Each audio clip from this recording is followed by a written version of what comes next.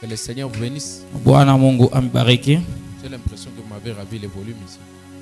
Naona sasa vile mnanishushia volume.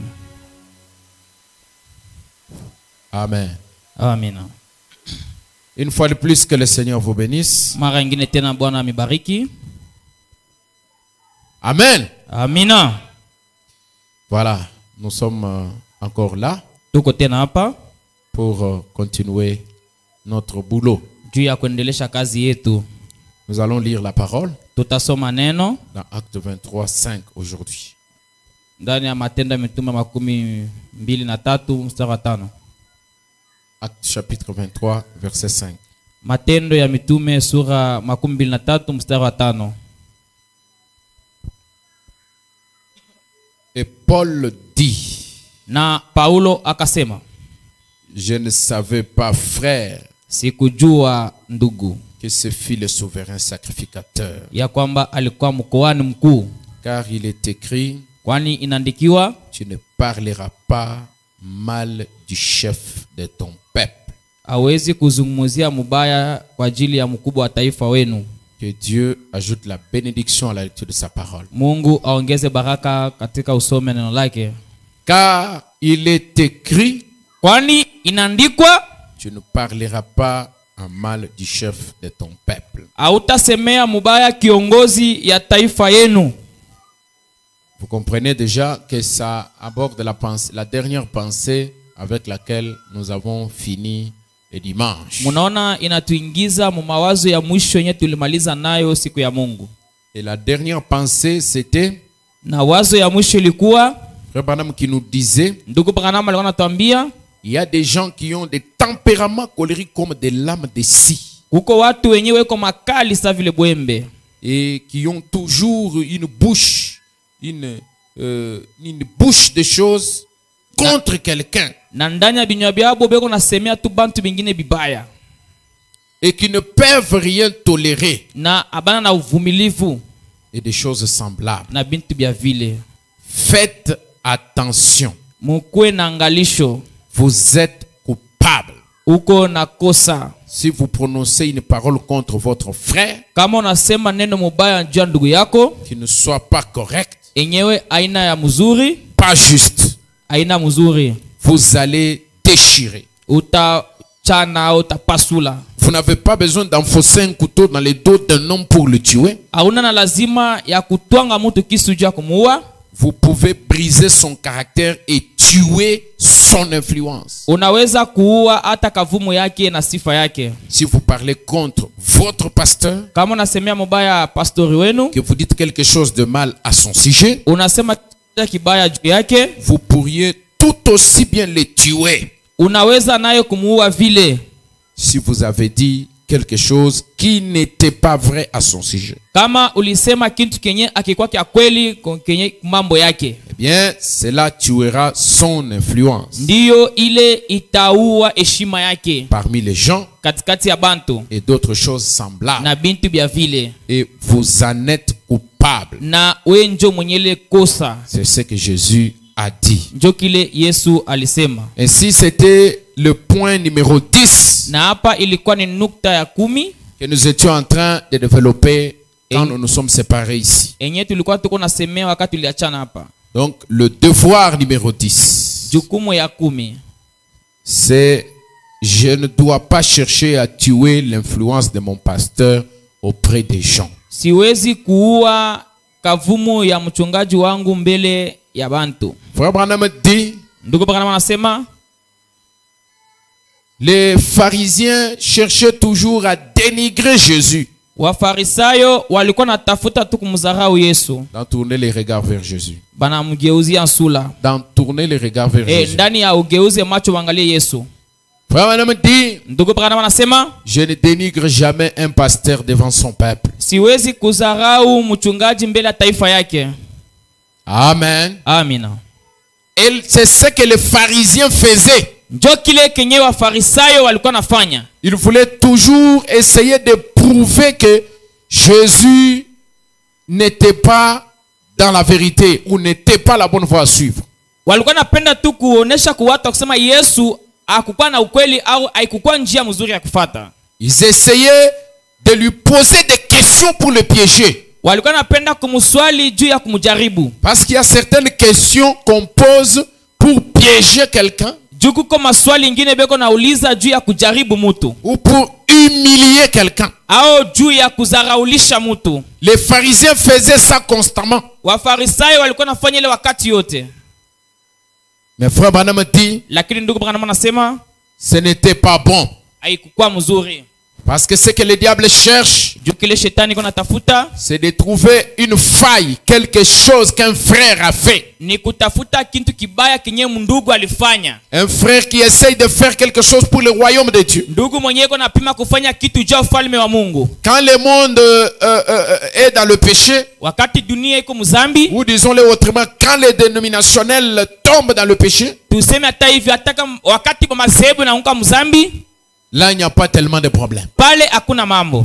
Mais qu'un frère du message ou un prédicateur Lakini ndugu wa ujumbe glisse et tombe, angetu,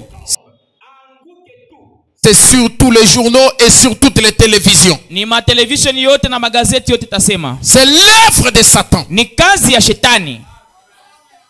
Et en tant que brebis Na sa vile kondo croyant mwaminifu dans mon église, hapana mkanisa yangu, je ne dois pas faire l'œuvre de Satan. siwezi kufanya kazi ya shetani. Frère Branham nous dit Ndugu Branham anatuambia que si vous parlez quelque chose de faux contre votre pasteur, ya kwamba kama unasemea mchungaji wako kitu kibaya, vous pourrez le tuer. inawezekana umuue. Parce que l'homme, c'est sa réputation. Juu mutu ni sifa yake, L'homme, c'est son honneur. mutu ni heshima yake. Ce qui fait l'homme, Njo yenye nafanya mutu, c'est l'impression que les gens ont en lui. njo kile kenye watu weko na muonea, Ce qui lui donne honneur. njo enye iko nampatia heshima. C'est la perception que les gens ont Vile bantu beko na muona face à cet homme-là dans la société. mbele ya mambo ya ule mutu. Maintenant, quand vous allez détruire cette influence, Na kama unaharibisha kavumu ya ule mutu, vous l'avez tué, unamuua, n'est-ce pas? aina vile Vous l'avez démoli, munamupomona sans qu'il ne s'agisse de le poignarder bila hata kumutwanga kisu ou de l'empoisonner. au kumwekea sumu, Mais vous l'avez tué lakini usha kumuua devant les gens. mbele ya watu. Les gens ne vont plus le considérer. Watu hawatamheshimia tena, Qu'il s'agisse du pasteur ou d'un frère ikwata pastori au ndugu mwingine ou d'une sœur, au dada. ne tuez pas vos frères. Hapana kuua bandugu yenu, Arrêtez de tuer. mwache kuua. Je parle aux criminels spirituels Niko nasema juu ya wauaji wa kiroho qui saisissent les couteaux pour tuer les gens. wenyewe ko nachukua mabisu juu ya kuua watu, Et le couteau là, c'est votre langue. na ile bisu ni lulimi yenu. Vous utilisez votre langue Uko natumikisha lulimi yako pour détruire quelqu'un. juu ya kuharibisha mtu, Vous l'avez complètement effacé. unaweza kumjimisha. Les gens n'auront plus la même considération. Watu hawatazata kumuona na ile heshima walikuwa namheshimia mbele. Les gens vont mal le regarder. Watu watamwangalia mubaya. Pourquoi? Juu ya nini? Parce que vous avez voulu exprimer votre sentiment. Juu ulikuwa napenda kuonesha wazo yako, Vous avez annoncé quelque chose qui n'est pas vrai. ulisema kitu kile kenye akikukua kya kweli, Une fausseté. Vous avez collé sur la personne. unamwekea mtu kitu kya bongo, Et les gens vont garder ça dans leurs pensées. na watu wanachunga ile ndani ya mawazo yabo. Maintenant, quand il s'agit du pasteur, Lakini wakati naangalia mambo ya mchungaji, pour commencer, kwa kwanza le pasteur, il a une certaine notoriété mchungaji eko na bujito moja fulani parmi le peuple. katikati ya watu. C'est cela qui lui permet de faire son travail. Njo ile iko nafanya afanye kazi yake. C'est quand il peut se présenter devant quelqu'un, Ni wakati atasimama mbele ya watu, devant un frère, mbele ya ndugu devant une sœur, au mbele ya dada, et lui dire, na kumwambia mon frère, cette chose ne la fais pas. ndugu yangu, hiki kitu usikifanye. Cette chose, cette décision que tu es sur le point de prendre n'est pas bonne. Hii mpango uko nachukua ina mzuri.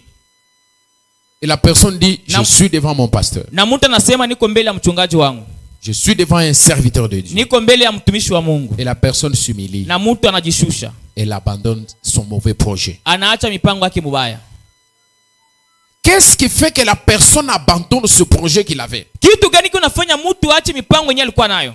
Qu'est-ce qui fait que la personne s'humilie? Kitu gani inafanya mtu ajishushe? C'est parce que la personne là a vu l'honneur donc cette personne considère le pasteur par rapport à son ministère. Na ule mtu aliona bujito ya mchungaji kufuatana na kazi yake. Maintenant, vous êtes allé couper Sasa mama munaenda à la source. munaenda kukata kwenye kuchemchemu. La personne commence à entendre de mauvaises choses à l'égard du pasteur. Mtu anaanza kusikia bintu bibaya benye binamwangalia mchungaji. Que vous lui avez dit. Benye wewe ulimwambia. Regardez ce que le pasteur a fait. Regardez ce qu'il a dit. Regardez ceci. Ce n'est pas un homme de Dieu. Ce n'est pas ceci, cela.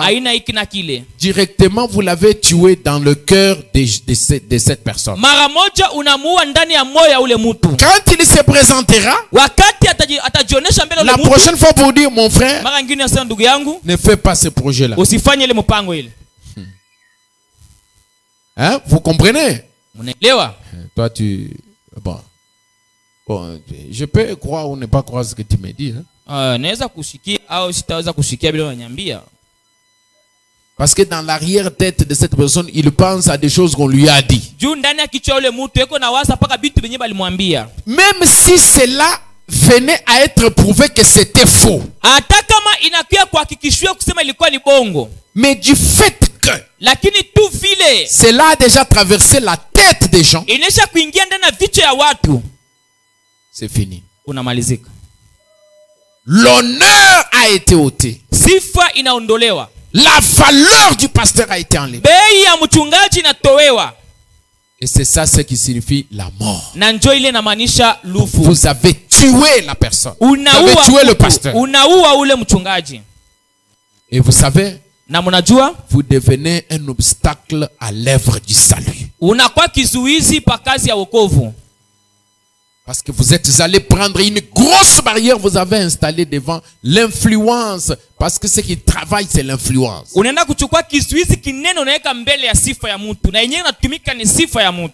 Vous avez tout détruit. Alors, évitez les tempéraments colériques. Fuyez ça. Abandonnez ça. Et demandez à Dieu de vous donner un tempérament chrétien. Un tempérament qui supporte. Un tempérament de douceur. Écoutez ce que Paul dit ici. C'est dans Acte 23 où nous avons lu. Ici, Paul est en train d'être jugé par le chef de son peuple. Et tout d'un coup, le chef ordonne qu'on puisse lui frapper à la bouche. Et Paul réagit. Il prononce quelque chose là contre le chef. Je suis d'abord au verset 3. Bon, verset 2 pour comprendre. Le souverain sacrificateur Anania ordonna à ceux qui étaient près de lui de le frapper sur la bouche. Alors Paul lui dit, Dieu te frappera. Muraille blanchie. Tu es assis pour me juger selon la loi et tu violes la loi en ordonnant qu'on me frappe.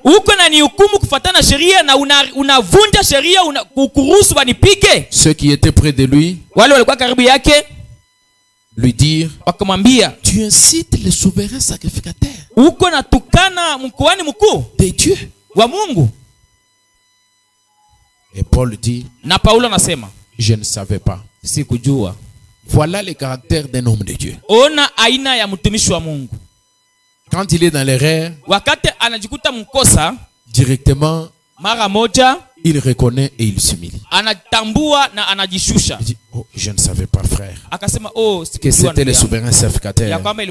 Car il est écrit, tu ne parleras pas mal du chef de ton peuple.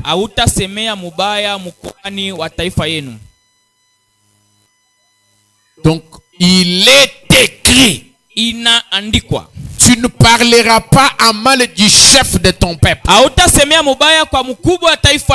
Enlevez ce tableau-là, ça diminue la lumière. Déjà, ici, il n'y a pas beaucoup de lumière ici. Amen. Amina.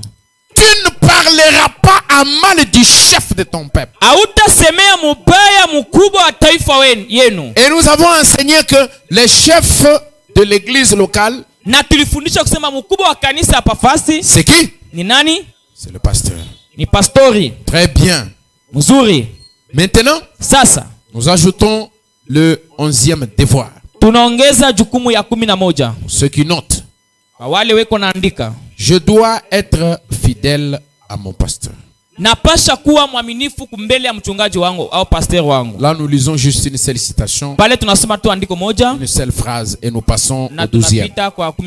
Oubliant tout, du 23 janvier 62, le 23 janvier 1962, paragraphe 10. Frère Branham dit, soyez loyaux envers Christ. Restez fidèles au pasteur. Et travaillez tous ensemble, la main dans la main. Car je crois que la venue du Seigneur est pour bientôt. Vous dites amen à ça? Ça vous rappelle que ça a été utilisé encore quelque part. Voilà, donc Frère Branham nous dit ici que nous devons rester fidèles. La fidélité, c'est quoi? Selon le dictionnaire. Le dictionnaire nous dit être fidèle. Ça veut dire qui garde sa foi à l'égard d'une personne ou d'une idée qui est constant, ou d'une idée qui est constant dans les affections, qui remplit ses devoirs, ses engagements. Voilà quelqu'un qui est fidèle. C'est quelqu'un qui garde sa foi. C'est quelqu'un qui garde, qui reste constant. C'est pas quelqu'un qui est aujourd'hui, il a une pensée, demain il a une autre, l'autre jour il change. Non. Aujourd'hui il a un pasteur, demain il a un autre, l'autre jour il a un autre pasteur, ça change constamment. Après l'autre jour il part dans les bandes. Non. Là, cette personne n'est pas fidèle. C'est comme quelqu'un qui aujourd'hui il est dans un parti politique, demain il est dans un autre, l'autre jour il est dans FCC. Ensuite il est dans... il ne fait que changer de parti politique. Cette personne est infidèle. Cette personne n'est pas fidèle. Et Frère Branham nous dit, restez fidèle à votre pasteur. Restez engagé. Amen. Amina. Restez constant. C'est ça ce qui signifie être fidèle. Troisième définition. J'ai sauté la deuxième parce qu'elle ne nous intéresse pas. Qui ne s'écarte pas de quelque chose. Qui ne s'écarte pas de quelque chose.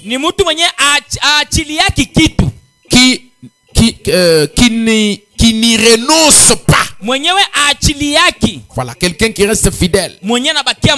C'est comme Hitler Adolphe. Il avait ses hommes qui étaient fidèles à lui. Lui, il était un dictateur. Mais il avait des hommes fidèles. C'est ce qui a fait qu'il reste longtemps et qui lui provoque cette deuxième guerre mondiale. Mobutu Sese Seko, il avait aussi des hommes fidèles. Donc le jour où les hommes qui étaient censés être fidèles vous trahissent, vous devenez faible. Parce que ces personnes ne sont pas restées fidèles à vous. Voilà.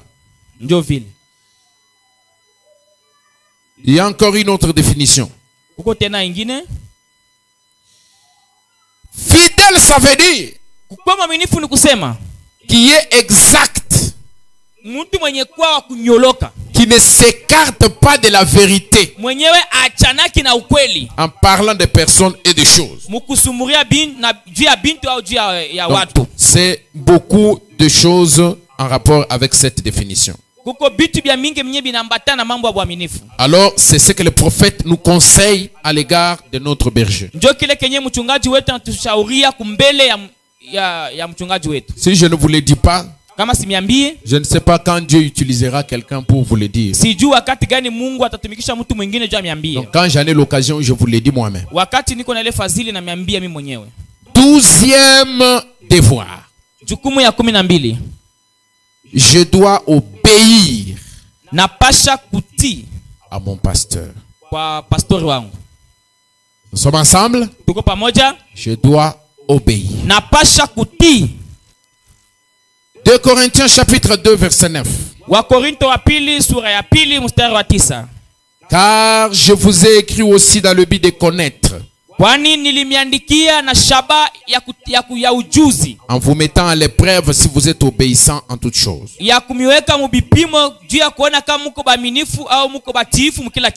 revenons sur Hébreux 13 17 que nous avons déjà lu. Hébreux chapitre 13 verset 17. Obéissez à vos conducteurs. Ayez pour eux de la déférence. Car ils veillent sur vos âmes comme devant en rendre compte. Qu'il en soit ainsi, afin qu'ils le fassent avec joie et non en gémissant, ce qui ne vous serait d'aucun avantage. Obéissez à vos conducteurs. Ayez pour eux de la déférence. Alors nous allons chercher déférence, c'est ce que ça signifie aussi. Déférence selon les dictionnaires. Déférence, ça dit ceci: respect qui porte à se conformer à la volonté, au désir, au sentiment de quelqu'un. Ce terme est utilisé par la Bible elle-même. Ayez de la déférence envers vos conducteurs. Qu'est-ce que ça veut dire? Avoir un respect, mais une sorte de respect différent. Respect qui porte à se conformer à la volonté ou au désir au pluriel, au sentiment de quelqu'un. Alors, puisqu'il s'agit du pasteur, je le relis autrement. Un respect qui porte à se conformer à la volonté du pasteur, au désir du pasteur, au sentiment du pasteur. La Bible elle-même dit, ayez de la déférence envers vos conducteurs. Est-ce que vous dites encore amen? Je peux l'entendre de nouveau. Alors la Bible dit, obéissez à vos conducteurs, car ils veillent sur vos âmes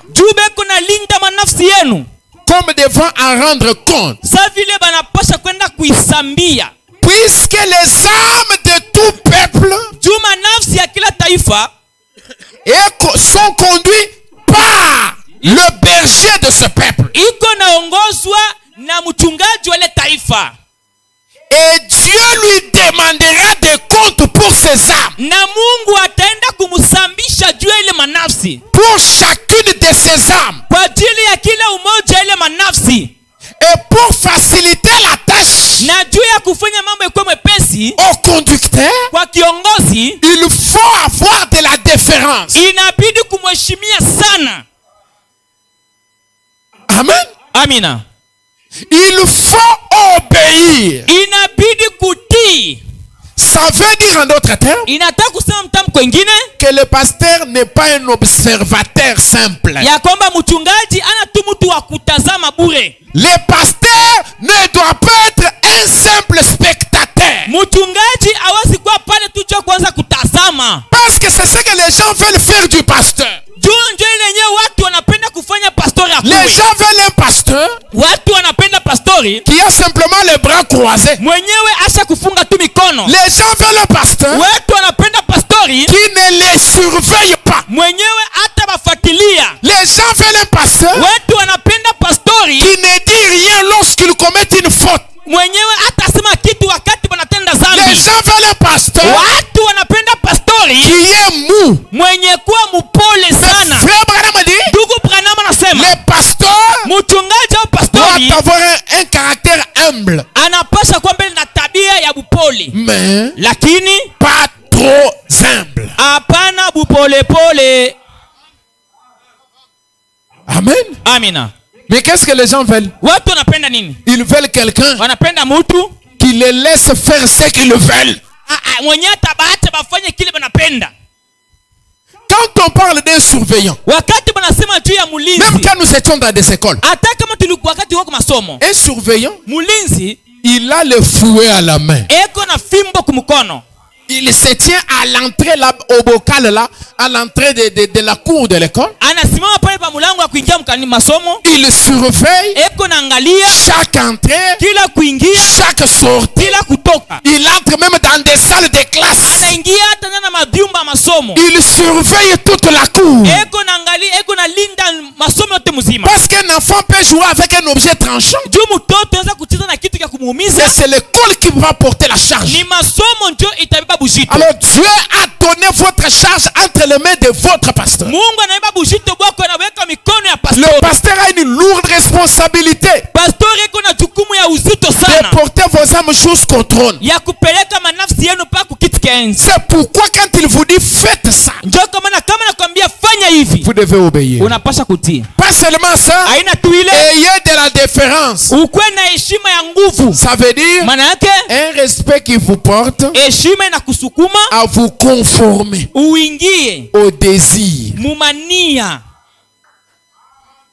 à la volonté. C'est ça que le dictionnaire nous a dit.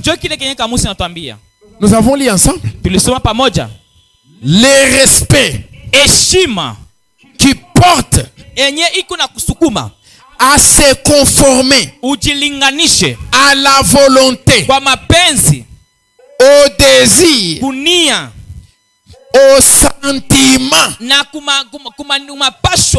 de votre conducteur. Même les sentiments. C'est pourquoi un jour, le pasteur David était quelque part. Il avait les sentiments de boire. Et il a tout simplement exprimé ses sentiments. Il a dit, oh, je suis en bataille. Je suis en train de fuir.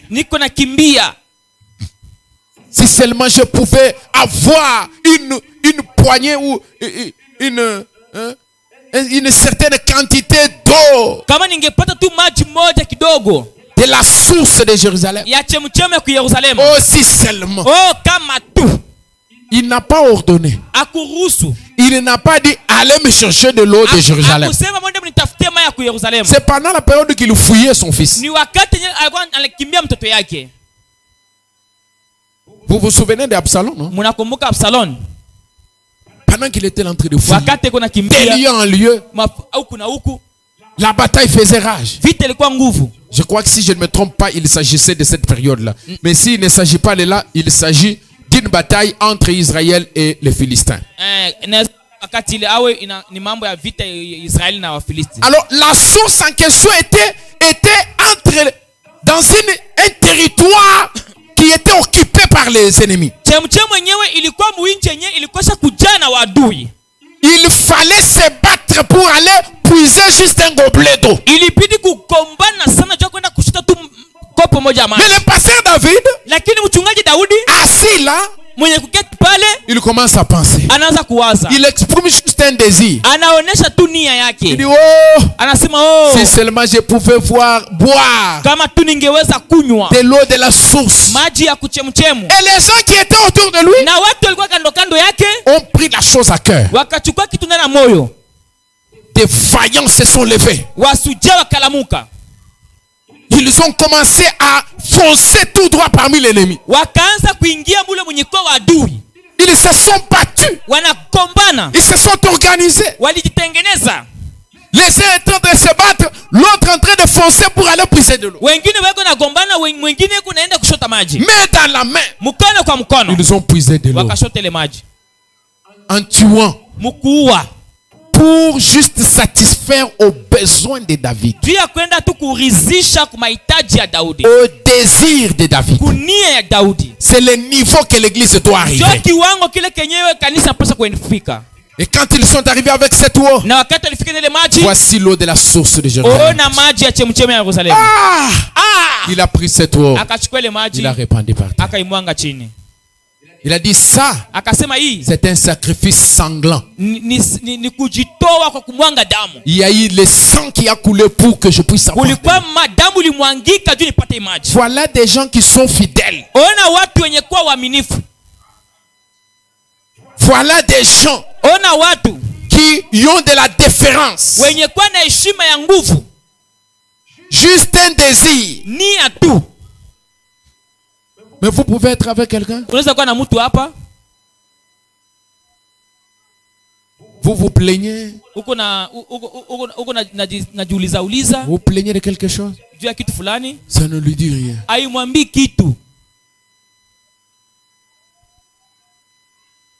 Vous vous plaignez. J'ai tellement froid. J'ai tellement froid. Vous ne voyez pas quelqu'un aller chercher le feu. Quelqu'un qui a de la déférence, c'est quoi? Le pasteur a le feu.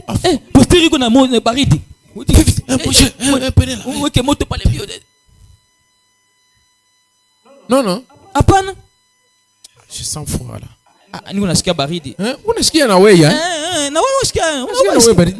Mimi hapa isha kuniua. Unasikia na mimi baridi. Na mimi nasikia baridi. Kunaisha et ça se termine par là. Amen. Amen. Excusez-moi de vous parler de ces choses moi-même.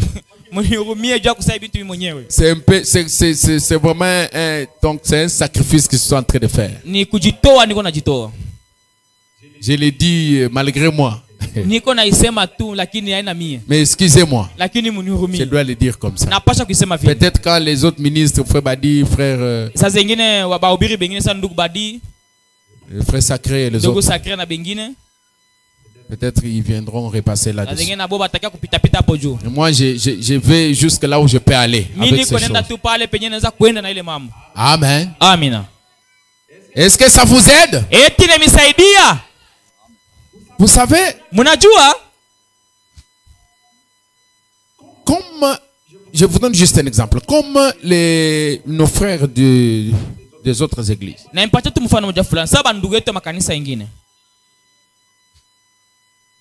Vous savez que la plupart de ces églises-là sont fondées sur des motifs égoïstes, sur base des objectifs pécunier, de l'argent. Alors tout ce qui concerne l'argent dans la vie ils sont allés chercher ça dans la Bible. Et ils ont dit ça au peuple. C'est pourquoi, comme c'est l'angle dans lequel ils se sont beaucoup développés, de ce point de vue-là, nous sommes par terre par rapport à eux.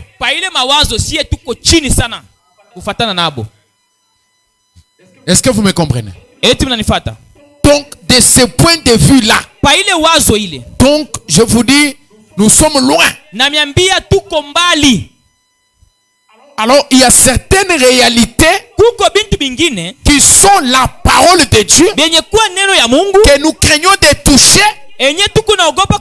Juste parce que les gens vont, qu'est-ce que les gens vont dire? Qu'est-ce qu'ils vont penser? Qu'est-ce qu'ils vont dire? Non, mais c'est la parole de Dieu. C'est pourquoi, s'agissant de ceci, nous devons le dire tel que la parole le dit. La Bible dit la différence. Laissez-moi le dire avec courage.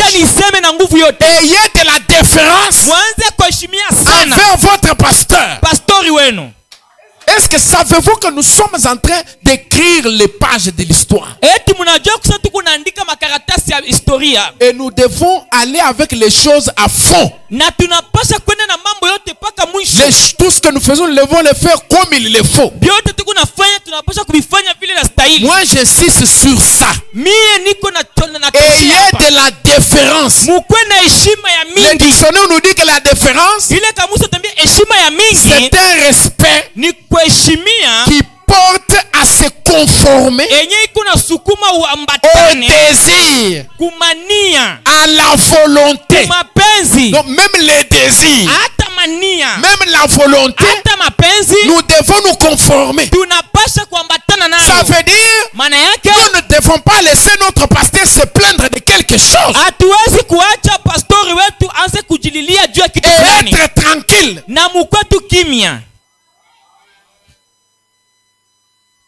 Vous dites un amen. Un amen. Qui n'est pas à la hauteur même de ce que la Bible dit. Ayez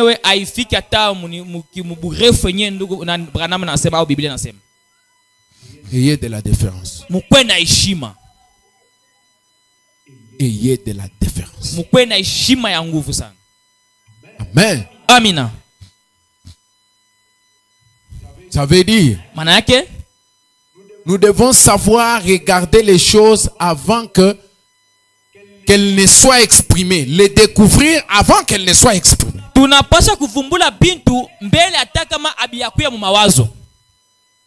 Vous regardez vous-même comme ça. Et vous dites ici, il faut que je fasse quelque chose. Il y a telle chose qui manque. Il faut que je fasse telle chose. Même si je n'ai pas de moyens, mais avec ce que je peux. Il y a d'autres personnes qui veulent que tout on puisse le leur dire.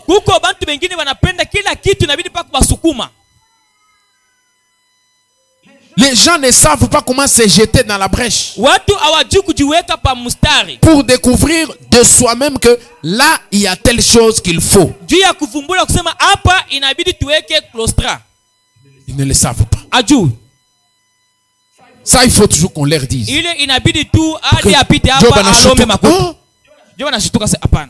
Ou qu'on commence à insister. Faites ceci.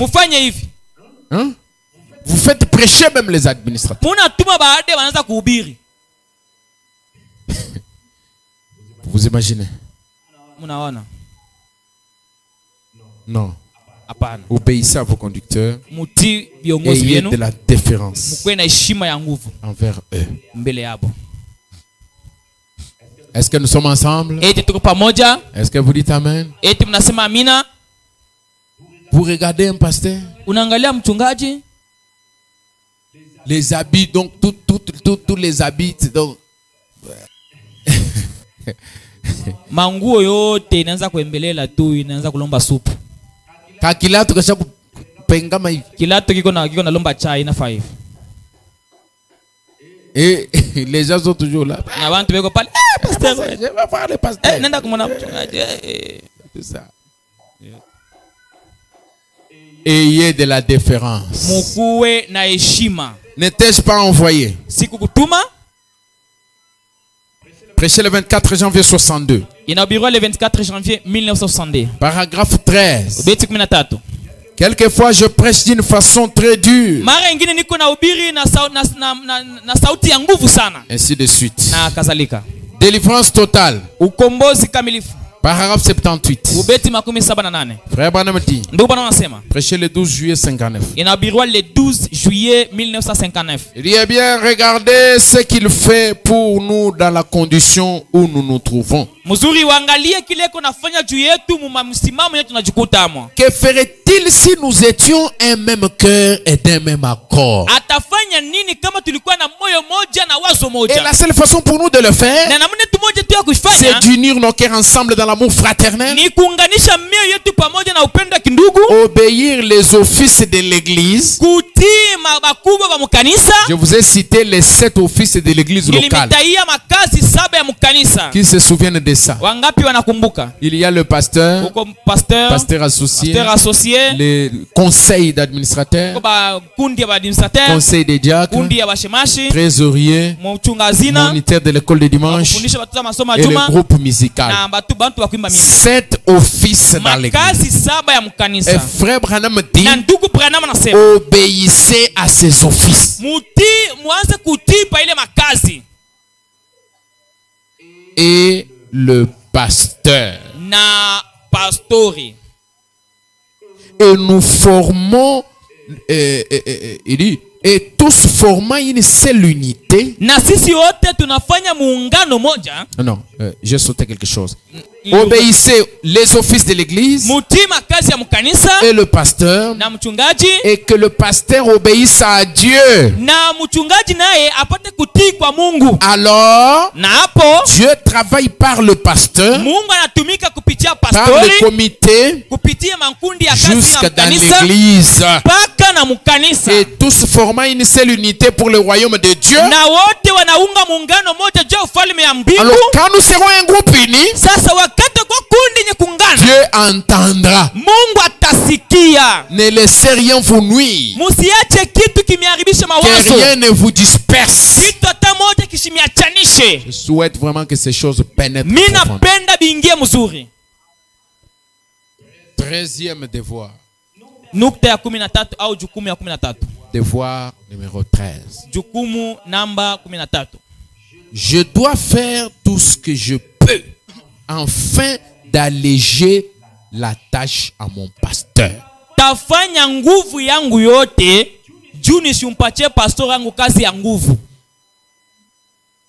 Je dois faire tout ce que je peux. Je vous demanderai de répéter ça. Je dois faire tout ce que je peux. Répétez bien. Je dois faire tout ce que je peux. Attendez d'abord, il faut que j'entende ça.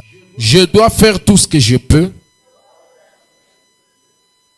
afin d'alléger la tâche à mon pasteur. Voilà. Que Dieu vous bénisse. Ça, c'est un devoir. Frère Branham va nous parler sur ça. Commençons d'abord dans la Bible. 2 Timothée chapitre 1. Verset 15 à 18. Tu sais que tous ceux qui sont en Asie m'ont abandonné, entre autres Phygèle et Hermogène.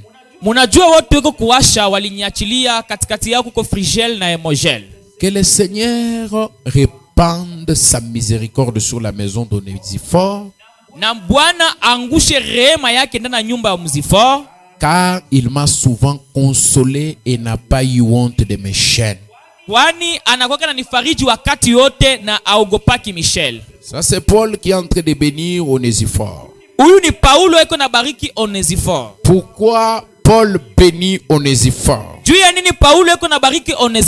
Il dit que le Seigneur répande sa miséricorde sur Onésiphore.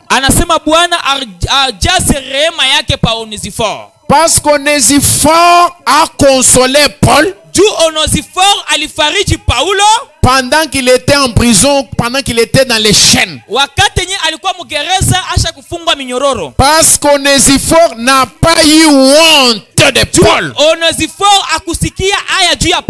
Cela méritait qu'Onésiphore reçoive la bénédiction de Paul. Nous allons arriver à beaucoup de choses ici qui vont nous renseigner. Onésiphore, ça prouve qu'il a fait des choses qui ont marqué la différence entre son attitude et l'attitude d'Hermogène et de Phygène. Pendant que Paul, lui, il était en prison et dans une condition de faiblesse, Phygène et Hermogène l'ont abandonné. Ils l'ont délaissé. Souvent, quelqu'un qui est fort, il console les autres. Il soutient les autres. Le plus fort. Mais au moment où le plus fort est faible, parce que vous pouvez être fort, mais vous ne serez jamais toujours fort. Il y aura un temps de faiblesse. C'est pendant les temps de faiblesse qu'on reconnaît les véritables amis. C'est pendant les temps de faiblesse, les temps de peine et de vallée, qu'on reconnaît les gens qui sont véritablement fidèles. Phygène et Hermogène ont abandonné Paul. Parce qu'ils ont jugé que Paul le faisait honte. Mais il y a eu un qui n'a pas eu honte de Paul, qui l'a consolé. Et consoler là, ça dit beaucoup. Ça inclut beaucoup de choses en consoler.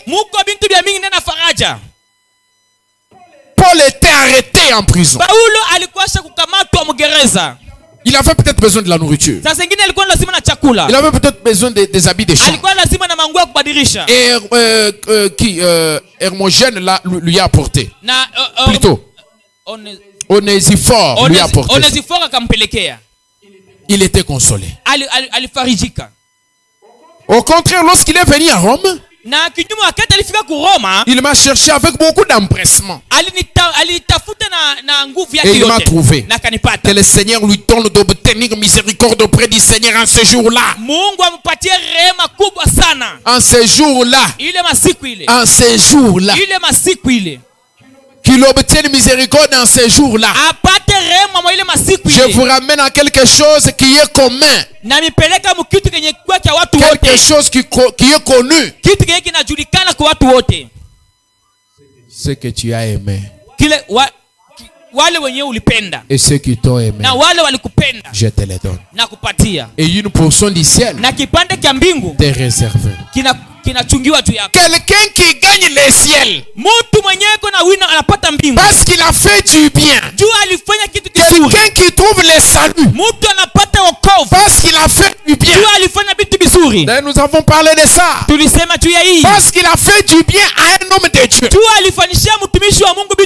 Que le Seigneur lui donne d'obtenir miséricorde auprès du Seigneur à ce jour-là. Tu sais mieux que personne combien de services il m'a rendu à Éphèse. Voilà. Il a rendu beaucoup de services. Le grand réveil qui vient. Prêché le 18 juillet 54. Le 18 juillet 1954. Paragraphe 6. Chaque personne, chaque dénomination, chaque personne a sa propre église pour se tenir derrière le pasteur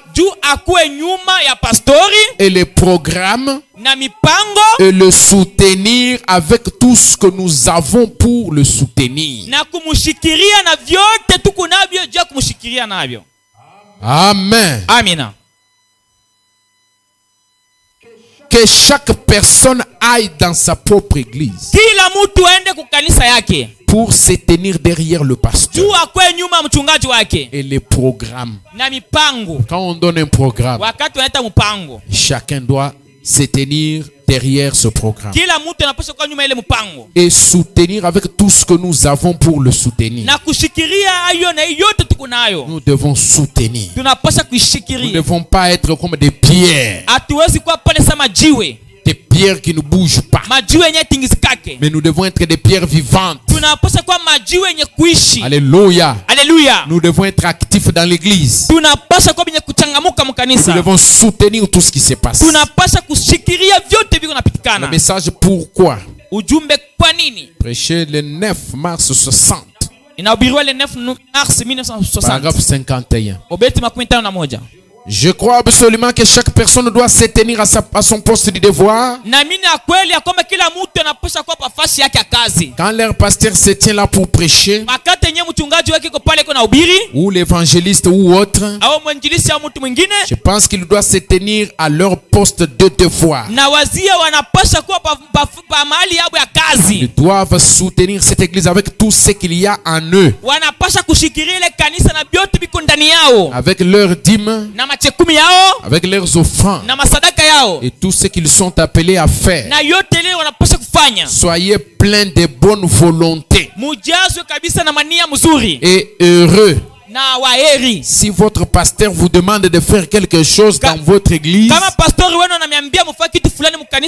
vous devriez le faire. Si votre pasteur vous demande de faire quelque chose dans votre église, vous devriez le faire. Cela est bon. Mais ne laissez pas que ce soit la seule chose. Soyez premièrement inoculés. Dites amen à ce que frère Branham dit. Ça, c'est être obéissant envers le berger. 14e devoir. J'écoute mon pasteur prêcher la parole et je la soutiens.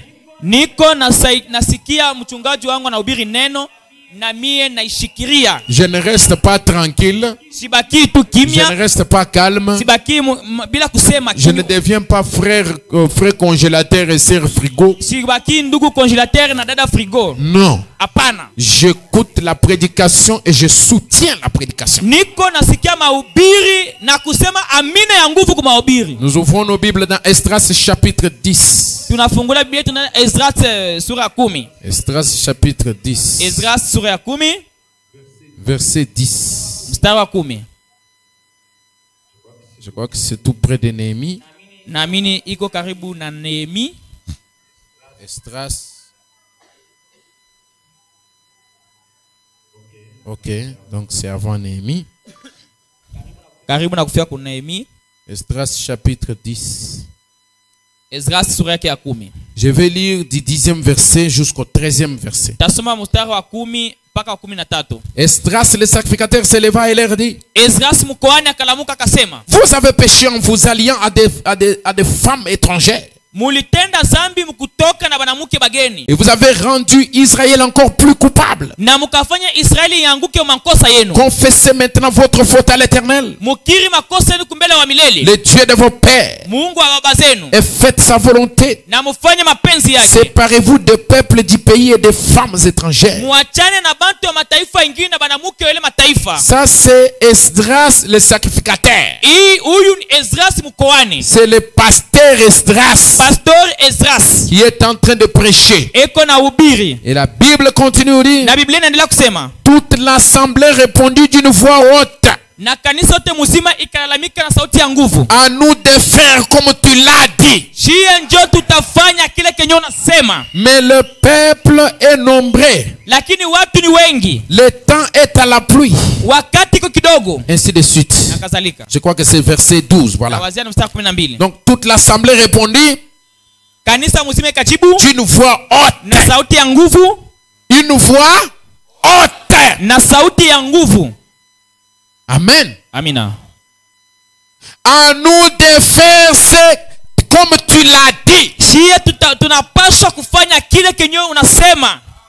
Amen. Amina. La même chose s'est passée avec Israël et Josué. Ils ont répondu la même chose. Et ils ont ajouté, puisse le Seigneur être avec toi, comme il a été avec Moïse. Si nous voyons le même Dieu t'accompagner aussi, nous te suivrons. Alléluia. Alléluia. Et ici le pasteur Esdras prêche. Le peuple est en train de répondre positivement à la prédication de leur pasteur. C'est ça le devoir du peuple ou des brebis envers leurs bergers. Je dois écouter mon pasteur prêcher et le soutenir. Le soutenir comment? Par des amens. Le soutenir par des cris de joie. De soutenir par des paroles encourageantes.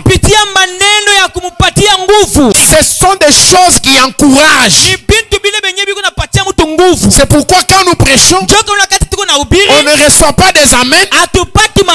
Nous ne sommes pas sûrs de là où nous nous tenons. On n'est pas sûr si ce que nous disons est accepté ou pas. Ça nous met dans la confusion. C'est pourquoi le devoir d'une brebis, c'est de dire Amen. C'est d'écouter et de soutenir. Ah, que Dieu vous bénisse. Alléluia. Amen. Nous devons écouter et soutenir. Néhémie chapitre 5 maintenant. Verset 13. Voilà. La Bible dit ceci.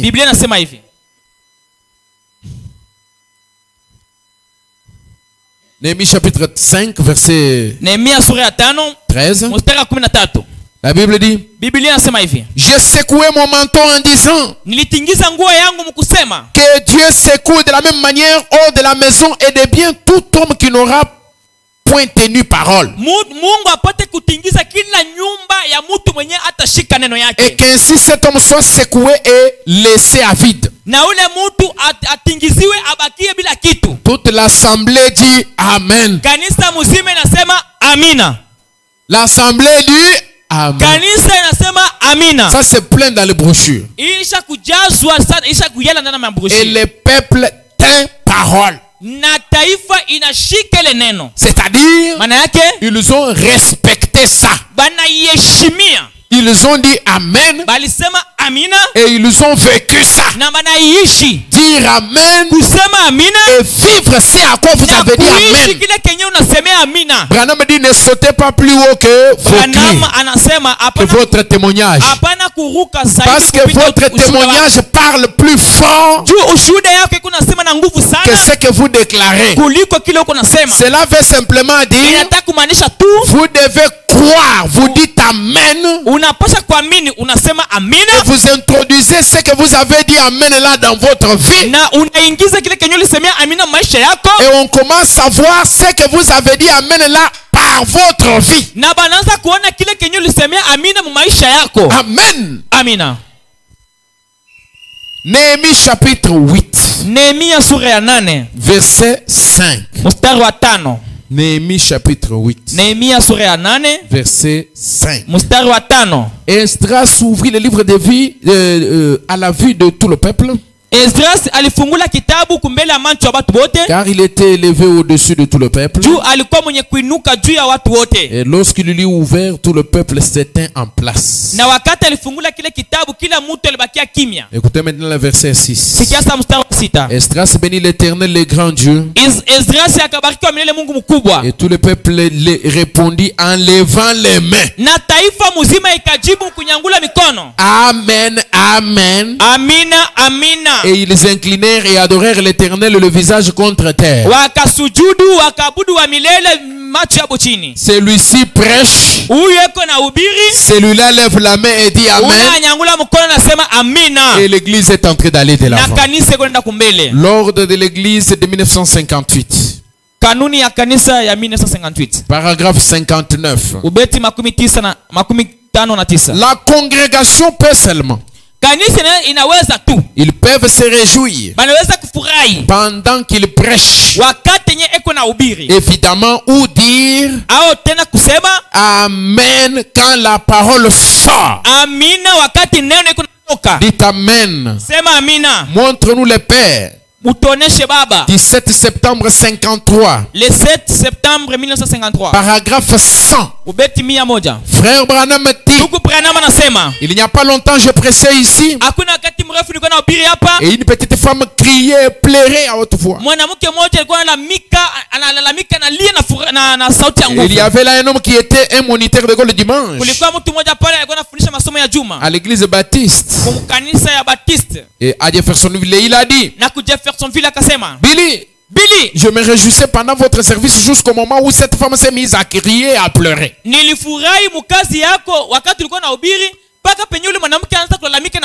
a dit, comment bon Dieu, pouvez-vous prêcher quand les gens crient comme ça?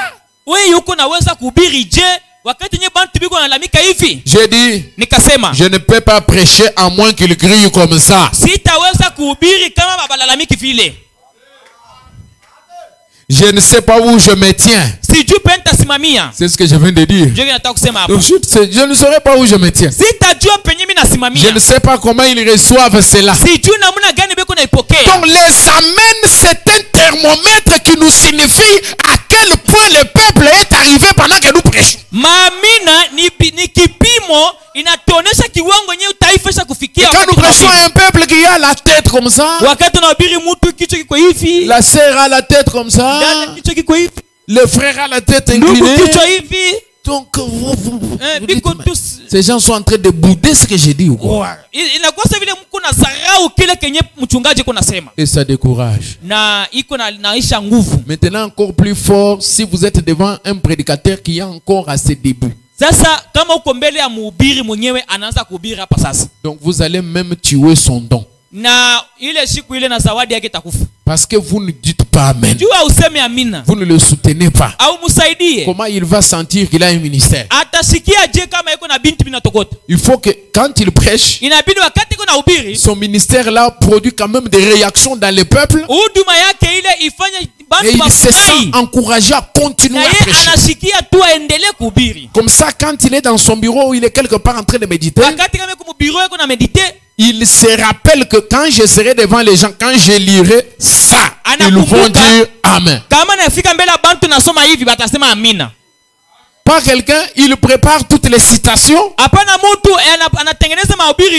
Il passe ici, il vide toutes les citations, pas d'Amen. Il avait même dit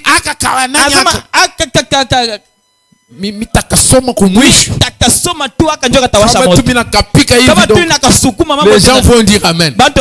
Ana consommé biote. Tu m'as citation toi que toi.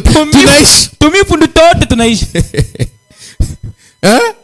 Donc vous l'avez donc vous l'avez mouillé. Par votre attitude. C'est pourquoi vous voyez des fois quand on prêche ici, on filme là-bas, on me filme moi, puis on vous filme vous. On vient faire le montage. Maintenant dans le montage là.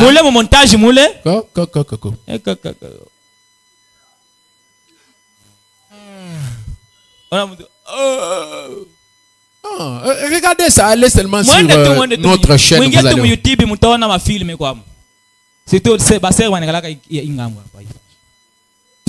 Vous venez à l'église, vous avez quitté votre maison, vous venez à l'église. Donc vous n'êtes pas à l'église. Quelqu'un qui regarde le pasteur, mais il ne le voit pas. Il a les yeux devant. Mais il ne voit pas le pasteur. Parce que ce qu'il voit, c'est ce que son subconscient est en train de voir ailleurs. Ma position, il faut refuser ça. Quand vous venez à l'église, ici c'est pas un endroit pour coups de samba. Nous ne sommes pas dans un deuil. Nous sommes dans une maternité. Ici ce sont des vies qui naissent tous les jours. Il faut qu'il y ait de l'émotion. On pose la question à Frère Branham. Frère Branham, comment vous parvenez à prêcher avec ces bruits-là? Ce sont ces bruits-là qui me font prêcher. Comment ne parvenez-vous pas à saisir ça? Et moi je n'aime pas ce genre d'église là où on a tout mécanisé, tout est devenu mécanique. Nous dites seulement Amen. Amen. Dites seulement Amen. Non, je veux vous lire une citation ici. Frère Branham dit, dites Amen et tout ce que tout le reste.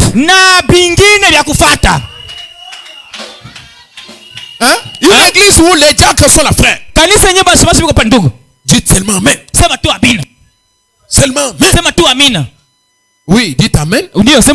Glorifiez aussi le Seigneur. Et c'était en train de prêcher. Le peuple glorifiait le Seigneur. Et quand on glorifie le Seigneur, il y a des termes pour ça.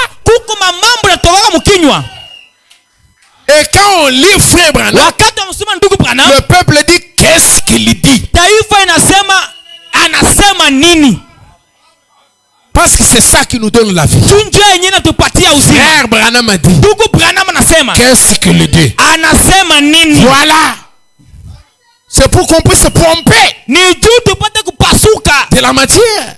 Frère Branham dit, je ne peux pas prêcher à moins qu'il grille comme ça. Donc c'est comme l'essence qu'on met dans les moteurs. Ce genre de prédication là, vous voyez toute l'église comme si ils sont dans une morgue. Non. Nous avons besoin des amens, frère. Soutenez la prédication avec des amens. Et ça c'est le 14e devoir. Je dois soutenir, je dois écouter et soutenir avec des amens. Il relate la même histoire dans Pourquoi. Du 9 mars 1960. Le 9 mars 1960. Par 26. Alors le moniteur là est venu. Il a dit, Frère Branham, j'ai apprécié votre message. Mais je ne pouvais tout simplement pas comprendre ce que vous disiez. Parce qu'une femme s'est levée à l'arrière et s'est mise à pleurer. Elle a couru à l'hôtel avec les mains levées en pleurant. Tout dépend de l'esprit qui est derrière. Parce que si vous commencez maintenant à faire ça pour déranger, là ça devient mauvais. Mais si vous êtes vraiment stimulé, vous avez pris le vin de la stimulation. Branham dit le vin c'est le type de la stimulation. Le vin ça stimule. Prenez le vin de la stimulation. Soyez debout quand on prêche. Vous n'allez pas me déranger. Au contraire, vous allez m'encourager. Et je prêcherai. Je vais atteindre les objectifs. Je vais chasser les démons. Je vais vaincre les diables pour vous. Alléluia. Alléluia. Parce qu'ici, c'est comme les chiens.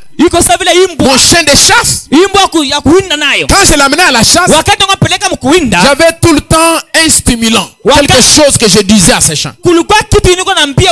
Attaque. Attaque. Attaque. Attaquez. Attaquez. Allons-y. Et les chiens poussaient les coyotes ou les, je ne sais pas, les animaux là jusque dans l'arbre. La moufette, voilà. La moufette. Le diable est une moufette. Et c'est une, oui, voilà, c'est un animal de mauvaise odeur. Et le diable a une mauvaise odeur. Il amène les mauvaises odeurs de tristesse dans votre vie. Il amène les mauvaises odeurs de troubles et de confusion dans votre famille. Alors, lorsque vous êtes à l'église, il faut que vous ayez un chien de chasse. Quand il est devant là, vous êtes là, vous dites amen. Et ici on attaque. Vous dites amen. Ici on attaque. Ça encourage. Et ça nous permet d'attaquer le diable et de le vaincre. De le pousser à s'enfuir. Et aller se cacher. Et s'il sort, on va le saisir. Alléluia. Gloire au Seigneur Jésus. Amen. Donc je ne veux pas que vous soyez une église froide. Nous n'avons pas besoin de ça. Nous avons besoin d'une église qui est chaleureuse. C'est pourquoi il faut aussi beaucoup augmenter les prières. Parce que quand on est en prière, on devient, notre esprit devient léger. Il peut prendre la parole facilement. Et quand on est plongé dans des affaires sociales, et puis on vient à l'église, on ne prie même pas. On s'assoit seulement dans la chaise. Pour commencer, on est venu en retard. Quelqu'un qui vient à l'église comme si c'était dans un bar. Il arrive comme ça pour il s'assoit. Il commence à regarder. Il n'a même pas prié. Il est venu d'abord en retard. Il est lourd. Il ne va pas dire amen. Il s'assoit là-bas. Il commence à raisonner. Il ne va rien gagner. Du début jusqu'à la fin, il va sortir sans rien. Et cet homme-là a dit, oh non, je n'ai pas apprécié lorsque cette femme-là s'est tenue debout et commençait à pleurer. J'ai ressenti comme si j'ai gelé presque en mourant. À mourir. Parce que j'ai gelé, donc j'ai senti comme si j'ai gelé. Frère, vous feriez mieux de changer. C'est vous qui devez changer. Si jamais vous arrivez au ciel, vous y gelerez à mort. Parce qu'il y aura beaucoup de cris et de clameurs là-haut. Il a dit, ne pensez-vous pas que ce soit de l'émotion? Messieurs, scientifiquement, tout ce qui n'a pas d'émotion est mort. Et toute église ou toute personne née du Saint-Esprit et qui n'a pas d'émotion en elle est morte, dit Dieu. Alléluia. L'émotion, c'est un signal. Ça montre qu'il y a la vie. Ça clignote, ça montre qu'il y a la vie à l'intérieur. Quand il n'y a pas d'émotion, on n'a pas affaire à une vie mais à un cadavre. Alléluia. Alléluia. Question-réponse du 3 janvier 54. Paragraphe 115.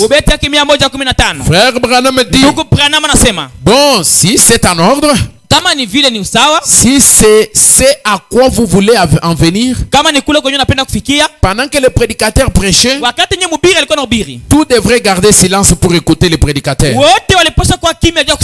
Car s'il prêchait sous l'onction, c'était la parole de Dieu qui était proclamée.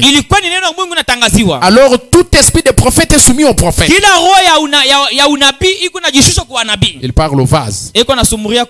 Donc le vase devrait garder silence. Quand un pasteur s'avance sur l'estrade, ouvre la Bible, l'église devrait rester calme, écoutant comme c'est il révèle les Écritures, suivant ce qu'il va dire.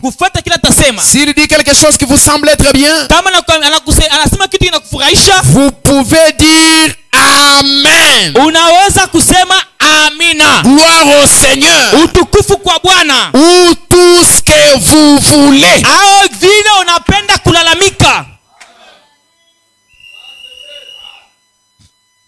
C'est frère Branham, non? C'est lui que nous croyons. N'est-ce pas? Frère Branham dit, dire Amen, gloire au Seigneur, ou tout ce que vous voulez. Amen signifie ainsi soit-il. La Bible dit de faire cela. Dites Amen à haute voix. Amen, amen. Frère Branham dit, dans écoutez-le. Je vais terminer par là. Il est déjà presque 18h. Du 12 juillet 1960. Le 12 juillet 1960. Au paragraphe 55. Il est le tuteur de l'église. C'est lui. Laissez le Saint-Esprit vivre dans l'église et ouvrir la voie. C'est à ce moment que vous aurez de vraies réunions. Écoutez votre pasteur. Qu'il ne... 3 points. Vous voyez? Si le diable ne peut pas vous empêcher de voir la chose véritable de Dieu, il vous poussera à l'extrême comme cela. Il vous fera devenir un fanatique. Vous n'avez pas besoin d'être un fanatique. Il y a trop de choses réelles, des choses authentiques, pour désirer d'être un fanatique. Oh là là, tous les cieux de la Pentecôte sont pleins de cela.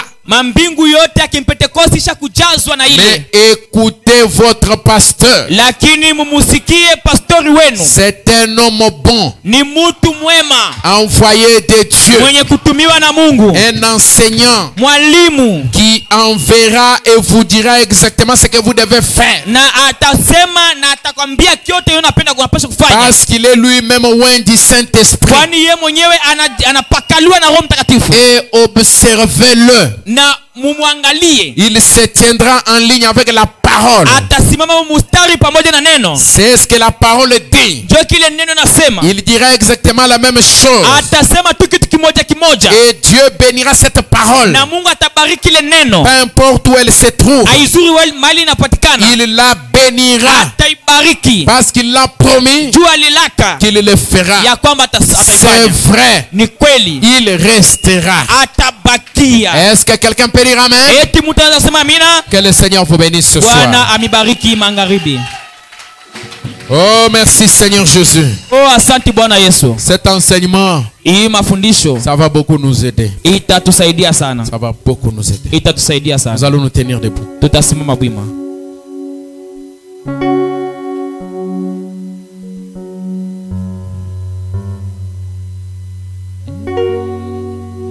Viens à la maison pour ne plus errer. Alléluia. Ouvre tes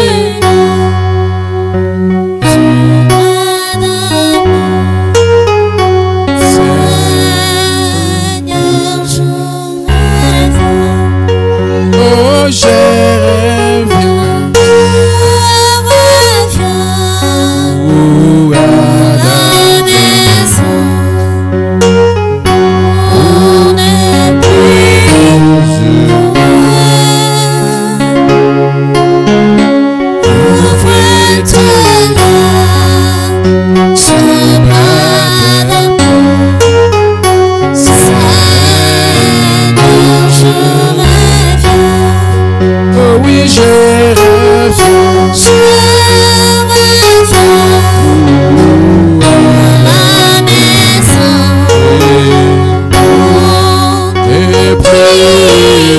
reviens. Alléluia, ouvre tes larges salles. Seigneur, je reviens. Fatigué,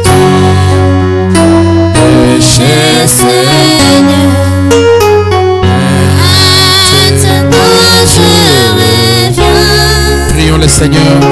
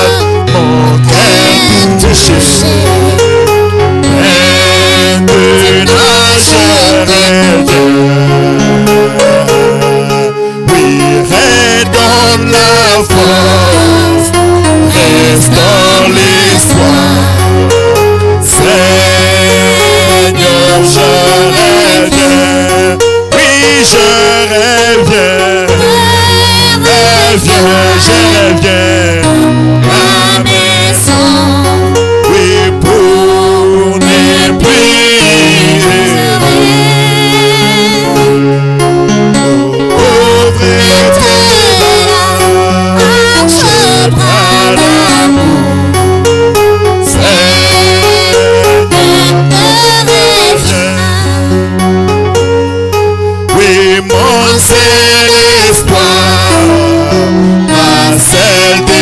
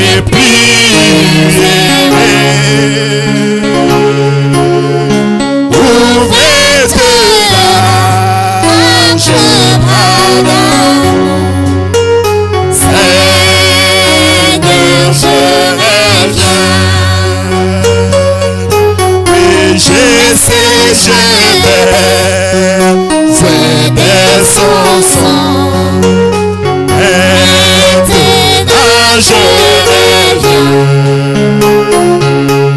Et relève-moi plus, planté dans neige. Seigneur, je reviens. Oui, je reviens. Je reviens à la maison. Oui, pour les prières.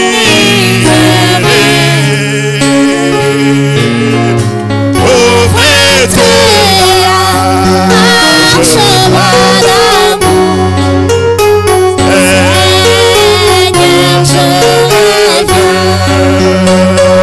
Oui, écoutez au ciel de tous ces qu'il y a, combien Jésus-Christ est riche en bonté, et toi terre les hommes et bétail des champs, oh louez-les car il est bon.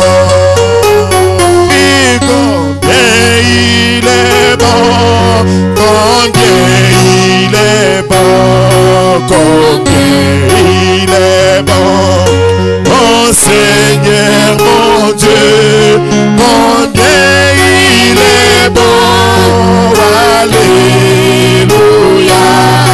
Oui, je l'élouerai toujours.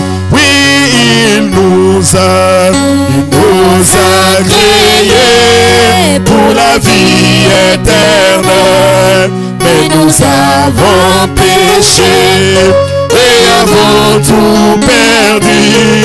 Mais dans sa bonté, il s'est décidé de nous ramener à la chantons combien il est bon, combien il est bon, combien il est bon, mon Seigneur, mon Dieu, combien il est bon, alléluia. Oui, je l'élouerai toujours. Oui, et comme un agneau, il vint ici-bas, il versa son sang pour nous racheter. Depuis ce jour-là, nous pouvons crier encore ton aiguillon. Oui, combien il est bon, combien il est bon, combien il est bon, mon Seigneur, mon Dieu, et combien il est bon, alléluia. Oui, je l'élouerai toujours. Oui, pareil il rôde sur nous, il voit nos besoins, il est en danger, et à chaque tour, il jette ses cris, derrière, car je suis là. Oui, combien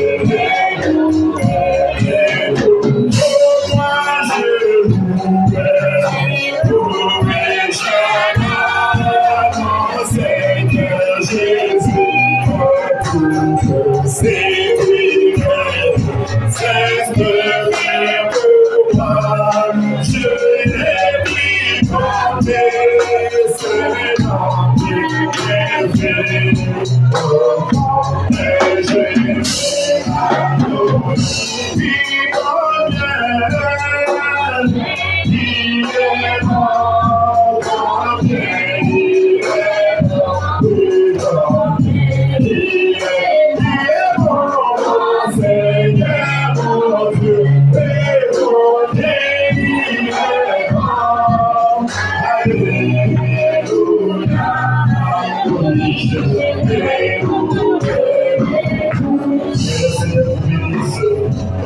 parler pour la gloire du Seigneur.